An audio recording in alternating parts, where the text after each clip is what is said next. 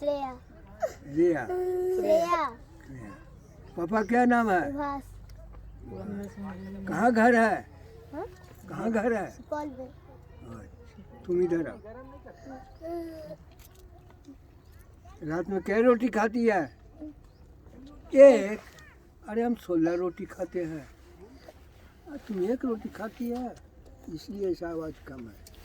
देखो हमारा आवाज़ कितना है, तुम्हारे गांव चला गया आवाज़। आज सुनिए सर, ये जगह 2500 बरस पुराना का है और केवल एक आदमी के लिए जेल थी स्पेशल, जो मगध का राजा बिंबिसार थे। तो राजा बिंबिसार बौद्ध मंडल थे, उनका लड़का जातशत्रु जैन मंडल थे। तो राजा बिंबिसार बौद्ध मंडल होने के कारण बुद्ध का विकास अपने संपत्ति को खर्च कर रहे थे। तो अजातशत्रु ने मना किया अपने पिता को कि ऐसा नहीं करो, ये तो चंद दिनों में सारा संपत्ति बर्बाद हो जाएगा और आपका नाम निशान भी खत्म हो जाएगा। परंतु ये बात को नहीं माने, क्रोध में आकर, गुस्से में आकर अपने पिता को कैद कर दिया। कैद कर लेने के बाद कुछ दिन तो अंडरग्राउंड रखे अपने महल के पास। उनका महल था राजगीर टाउन में, बस स्टैंड के पास।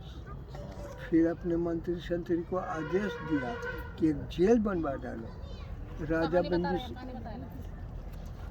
बिंबिसार को यह बात मालूम पड़ गया कि मेरे लिए जेल बनवाया जा रहा है।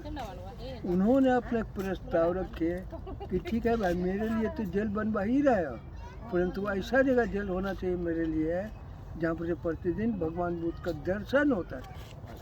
उनका प्रस्ताव राज दरबार में मान लिया। तो देखिए आप लोग, वो जो पर्वत दिखाई दे रहा है दो पेड़ के बीच में, इस पर्वत का नाम है गिरिधकूट पर्वत।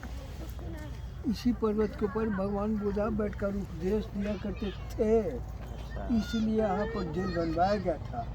और जेल के रूम के एक रूम था यहाँ पे उस जमाने में। जेल के रूम के बाई विंडो द्वारा, खिड़की के द्वारा प्रतिदिन भगवान बुद्ध का दर्शन कर रहे थे सुबह शाम। इतना ही नहीं, अजातशत्रु ने अपने पापा को बंदी बनाकर खाना पीना भी बंद कर दिया, किसी व्यक्ति से मिलना भी बंद कर दिया और अपने मंत्री संतरी के साथ यहाँ पे आके बुरी तरह पिटाई करने लगा अपने पिता को। एक दिन इतनी बुरी तरह से पिटाई किया कि दोनों पैर के तलवा को चाकू से काटकर नमक रगड़ दिया। अपना बेटे ने अपने बाप को, फिर भी नहीं मान सके। इसीलिए अजातशत्रु का उपनाम रखा गया पितृहंता, पिता को हनन करने वाला। इसी बीच अजातशत्रु को एक लड़का पैदा लिया जिसका नाम रखा उद्यान राजा। वो काफ़ी धूमधाम से सब मना रहे थे, खुशी मना रहे थे। उस खुशी में अपने पापा को आ रहा था जेल से छोड़ने के लिए, ढोल बजा के साथ खुशी में क्या पिताजी को जेल से रिहा कर देंगे। परंतु राजा बिंबिसार को यह बात मालूम पड़ गया कि अजातशत्रु फिर रहा है अपने मंत्री संतरी के साथ, हो सकता है मुझे जान मार डालेगा। अब क्या करूं मैं, काफ़ी घबरा गया। संजोग की बात कहा जाए, राजा बिंबिसार का हाथ में एक डायमंड रिंग था, हीरे का अंगूठी, वो चाट का प्रण पे सुसाइड कर लिया।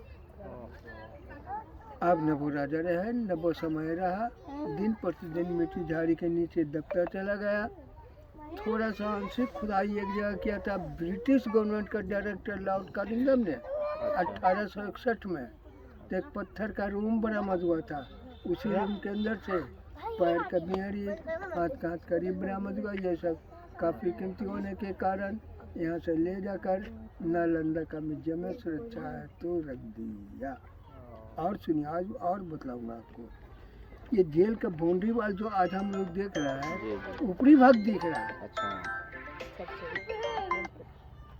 ये ऊपरी भाग दिख रहा है। आपका हिस्टोरिक पुस्तक में ऐसा उल्लेख आया है कि 40 फुट नीचे तक, जिसका ऊपरी माथा 2 मीटर चौड़ाई बचा गया है। और सुनिए, ये जो मिट्टी आज हम लोग देख रहा है, इसके बारे में आपका पुस्तक में ऐसा उल्लेख आया है कि शायद आप लोग इतने लोग हैं किन्हीं को मालूम नहीं होगा, यह हो भी सकता है। 1934 में इस बिहार में विराट भूमिकंप हुआ था, विराट धरती कंप हुआ था। उस भूमिकंप में सब माटी के नीचे चापा पड़ गया। 2026 का जो मार्च महीना आने वाला है, इस मार्च महीना में इस विभाग का गवर्नमेंट ऐलान किया है कि यहाँ पर खुदाई किया जाएगा। और आप लोग लोकल है, इसे डिमांड नहीं किया। मैं एक बुढ़ा ब्राह्मण विकलांग गाइड हूँ, सभी लोग करके जाएंगे। साधु साधु साधु।